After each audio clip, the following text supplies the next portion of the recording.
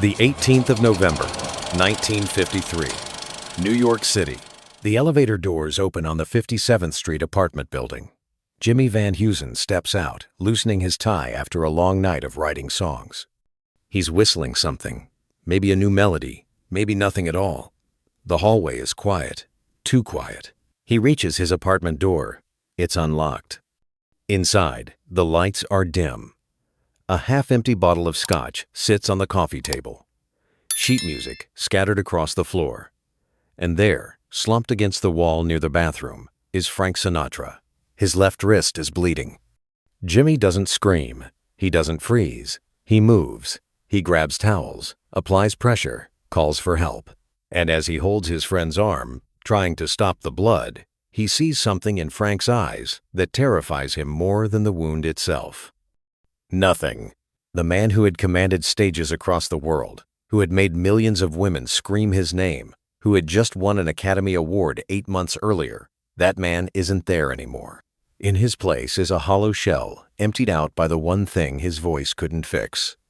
3 weeks ago, Ava Gardner walked away, and Frank Sinatra, the king of the world, decided he didn't want to live in a world without her.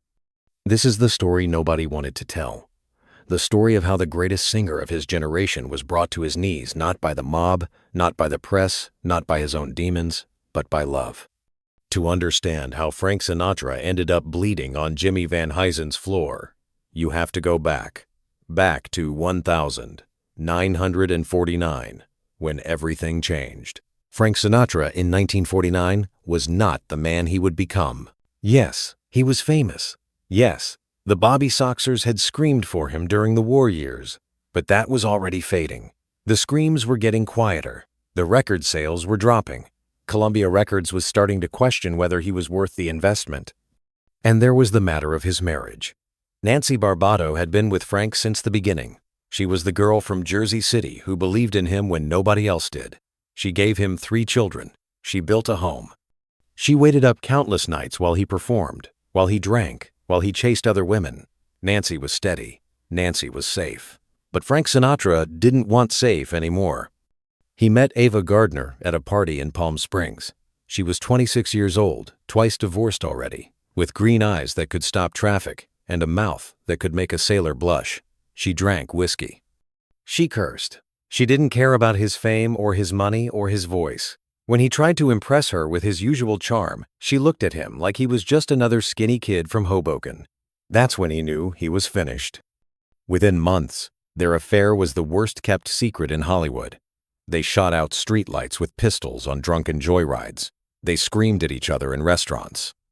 They made love with the same intensity they used to fight. Ava Gardner was everything Frank's life wasn't: wild, unpredictable, dangerous. She was also the only woman who ever made him feel like he wasn't enough.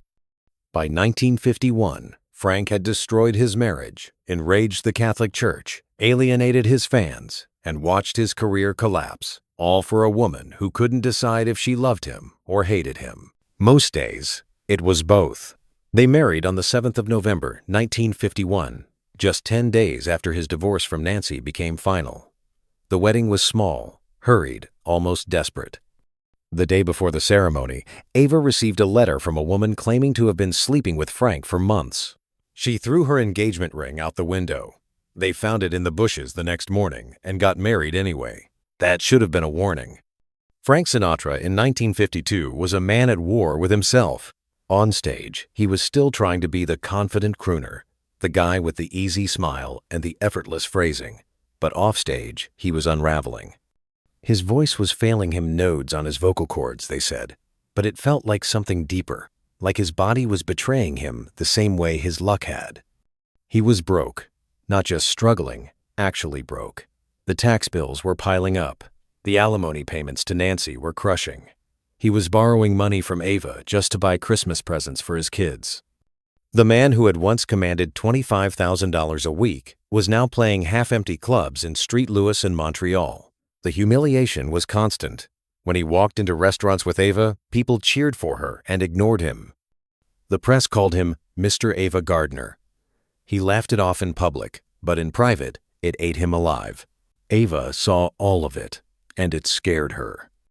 She loved Frank, There was never any doubt about that. But she also knew something that Frank couldn't admit to himself. He needed her more than she needed him. And that imbalance was poisoning everything. "We were too much alike," she would later say. "Both of us high-strung, possessive, jealous. When I lose my temper, you can't find it anyplace. And he's the same way." Their fights were legendary. Screaming matches that lasted for hours. Thrown objects, slammed doors, and then the making up, which was just as intense as the fighting. It was exhausting. It was addictive. It was destroying them both. But Frank couldn't let go. Every time Ava pulled away, he pulled harder. Every time she needed space, he crowded closer. His love had become something else entirely, an obsession that left no room for the thing that made Ava fall for him in the first place. The cool confidence was gone. In its place was desperation. And desperation, as any woman will tell you, is not attractive. The first crack came in August 1951, before they were even married. They were at the Calneva Lodge in Lake Tahoe, a casino hotel where Frank performed regularly and held a financial stake. The Sierra Nevada mountains surrounded them. The lake was impossibly blue. It should have been romantic. Instead, it became a nightmare. During a boat ride in Crystal Bay, Ava told Frank something. The details are disputed. Some say she confessed to an affair with a co-star. Others say it was something else entirely. Whatever she said, Frank exploded. His rage was so intense that his business manager, who was driving the boat, ran it aground near the Calneva Pier. The hull tore open. The boat sank. That night, alone in his room, Frank swallowed a handful of sleeping pills. His valet found him in time. A doctor was called. The story was covered up officially. Frank was just suffering from exhaustion.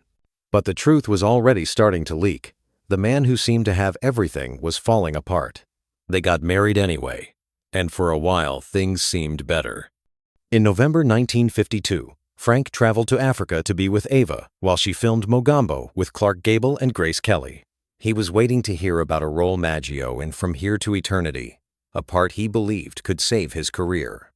Ava had used every connection she had, including begging Harry Cohn's wife to get him a screen test. In Africa, Ava told him she was pregnant. Frank was ecstatic. A baby, a fresh start, a reason to believe that everything could still work out. But Ava didn't see it that way. Their marriage was already crumbling. Frank's future was uncertain. MGM had clauses in her contract penalizing actresses who had children.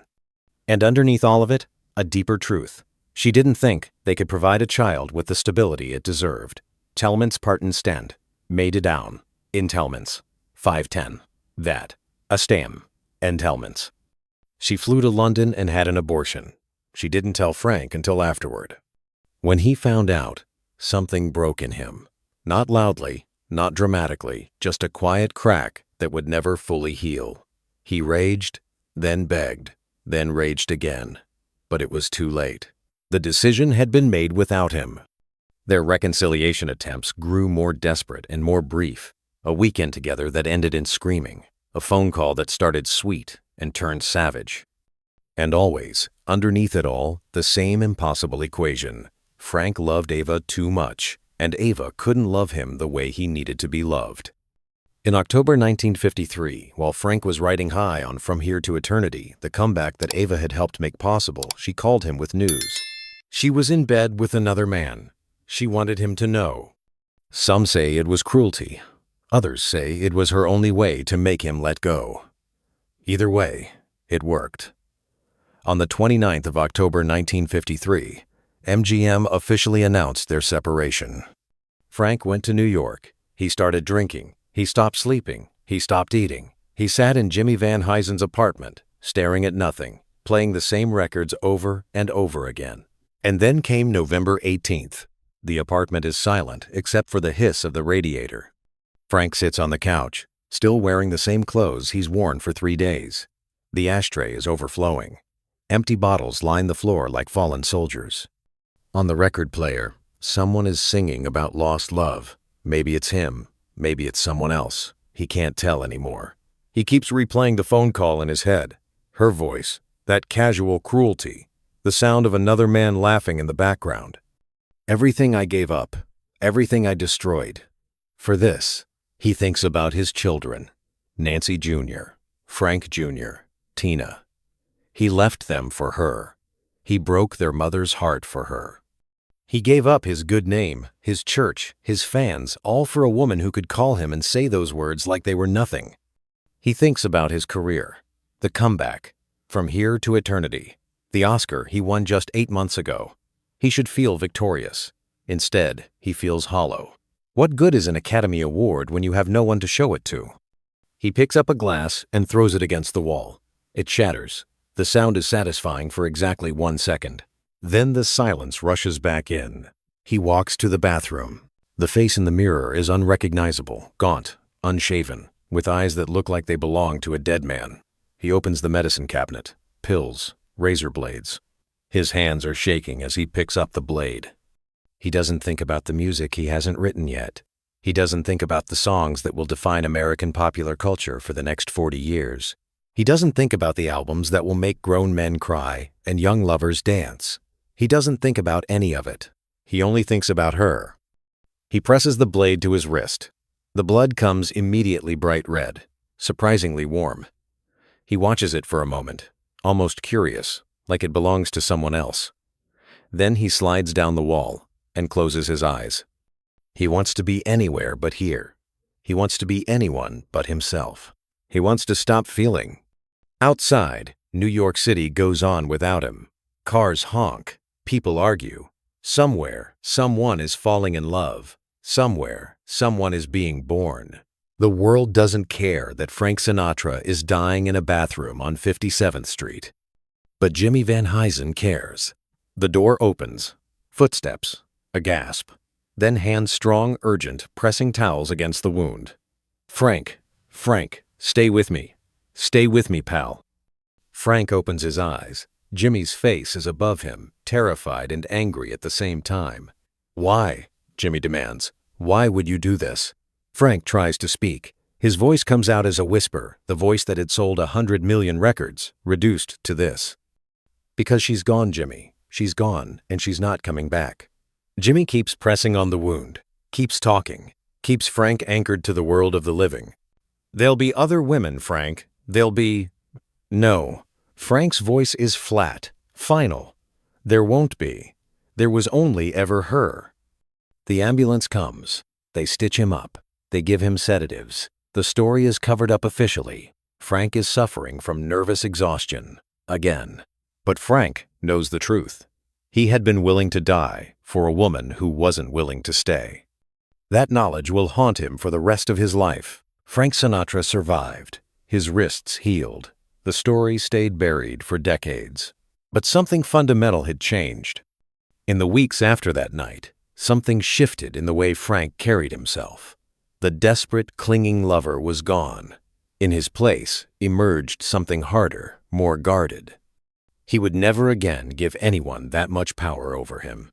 He would never again let love make him weak. Some called it maturity. Others called it armor. The divorce from Ava wouldn't be finalized until 1957. In the meantime, there were reconciliation attempts, weekends in Spain, phone calls at 3 a.m., brief reunions that burned hot and died fast. But they both knew it was over. The passion had consumed itself. And yet, Frank never truly let her go. In April 1955, he walked into Capitol Records' KHJ Studios to record an album that would change popular music forever. In the Wee Small Hours wasn't just a collection of songs, it was a confession. 16 tracks of heartbreak, loneliness, and longing, all arranged by Nelson Riddle in shades of midnight blue. Frank called it the Ava album. Every song was about her. Every note carried the weight of what he'd lost. When he sang about the wee small hours of the morning, he was singing about the nights he lay awake thinking about her. When he sang about mood indigo, he was singing about the color of his soul without her. The album reached number 2 on the Billboard charts. Critics called it the first true concept album. Musicians studied it for decades. And listeners, millions of them, found in those songs the words for their own heartbreaks. Frank Sinatra had turned his greatest failure into his greatest art. But the wound never fully closed. He kept a photograph of Ava in every dressing room, in every hotel suite, for the rest of his life. He managed her finances long after the divorce, paying her bills and handling her business affairs. When she got sick in later years, he paid $50,000 for her medical care without being asked. He married twice more to Mia Farrow, then to Barbara Marx. But everyone who knew him understood. Ava was the one he couldn't have, the one he almost died for. Ava, for her part, never remarried. She moved to London and lived quietly, drinking too much and reading too little. She kept a photograph of her and Frank on her bedside table until the day she died. When reporters asked her about him, she would say he was the love of her life. When they asked him about her, he would change the subject, but his eyes always told a different story. In 1990, Ava Gardner died of pneumonia at 67. Frank locked himself in his room for 24 hours. His daughter Tina said the pain was so much more than he ever shared with anyone. He had loved her for 41 years. He would love her until he died. There is a particular kind of love that doesn't know how to be anything but total. It doesn't negotiate. It doesn't compromise. It consumes everything it touches, including sometimes the people who feel it. Frank Sinatra's love for Ava Gardner was that kind of love. It lifted him to impossible heights and dropped him into unbearable depths. It nearly killed him. And in the end, it gave him everything that made him a legend. Here is the paradox at the heart of this story. Frank Sinatra became the greatest interpreter of romantic song in the 20th century because his heart had been shattered by a woman who couldn't stay. The pain that nearly destroyed him also gave him access to emotions that most people never feel and certainly never express so beautifully. Every time he sang about lost love, he wasn't acting, he was remembering. Every time he held a note until it ached, he wasn't performing, he was feeling. The scar on his wrist faded over time, but the scar on his heart never did. And that scar is what made his voice resonate with millions of people who had their own scars, their own heartbreaks, their own midnight hours when they wondered if love was worth the price. What do we learn from this? Perhaps that vulnerability is not weakness, it's the source of all great art. Perhaps that the things that break us can also make us, if we have the courage to transform our pain into something beautiful. Perhaps that love, even when it destroys us, is still worth having. Or perhaps the lesson is simpler than that. Perhaps it's just this: be careful who you give your heart to, because the right person will carry it gently, and the wrong person will drop it from a very great height. Frank Sinatra gave his heart to Ava Gardner. She didn't drop it on purpose, she just didn't know how to hold something so fragile. And in the end, they both paid the price. But what a price! And what art it produced! On those lonely nights when you can't sleep, when the radio plays something slow and sad, when the voice coming through the speakers sounds like it knows exactly how you feel, that's Frank Sinatra. That's the man who almost died for love and turned his survival into the soundtrack of heartbreak. This was Frank Sinatra, Legacy Confidential. If this story changed how you think about love and loss, about the price of passion and the art that comes from pain, share it with someone who needs to hear it. Leave a comment below and tell us, what song gets you through your darkest hours? And remember, the voice that moves you was once broken too. The difference is what he did with the pieces. Until next time.